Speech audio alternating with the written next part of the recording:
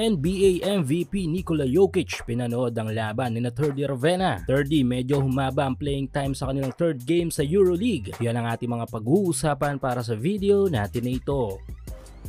So naganap na ang ikatlong laro this ABA League 2025 season ng Dubai Basketball Club. Kupunan na kinabibilangan ng ating kababayan sa EuroLeague na si Teddy Ravenna. Ikalawang home game ito ng Dubai na ginanap sa Coca-Cola Arena kung saan ay marami din tayong mga kababayan na tiyak na manonood. Ang sunod na makakalaban ni Teddy ay ang top Serbian team kung saan lumaro as a pro player ang mga NBA player tulad ni Boban Marjanovic at Nikola Jokic. Malakas talaga ang kupunan na ito kaya malaking pagsubok para sa Dubai kung mapapanatili ba ng mga ito ang kanilang malinis na standing. Pero tila mas malaking hamon sa Dubai team ay ang kanilang binigay na tsansa sa isang komento na bibigyan nila ng playing time ang ating kababayan na si Teddy Ravenna. Opening quarter ay naging maganda ang kamada ng opensa ng Dubai kung saan ay nakapanig sa mga ito ang momentum. Dahilan kung bakit magtatapos ang first quarter na makukuha nila ang kalamangan 24-18 but still no Teddy Ravenna.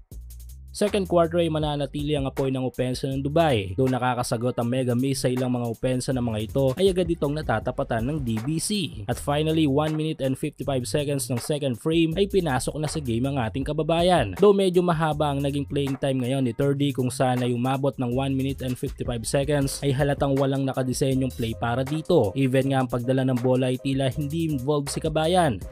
Anyway, magtatapos ang second quarter na muling mapupunta ang kalamangan sa Dubai, 45-36.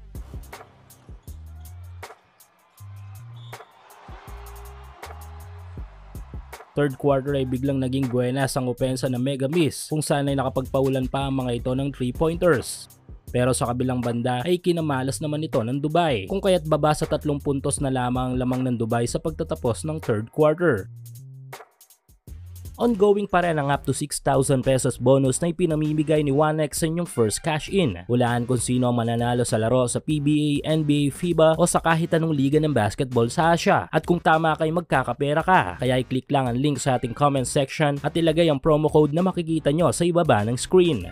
Sa last at final quarter ay dito na nakakuha ng mega miss ang momentum ng game kung saan ay mas naging malakas pa ang kanilang opensa. Hindi na pinaporma ng mega miss ang Dubai na patuloy ang maalat na mga tira.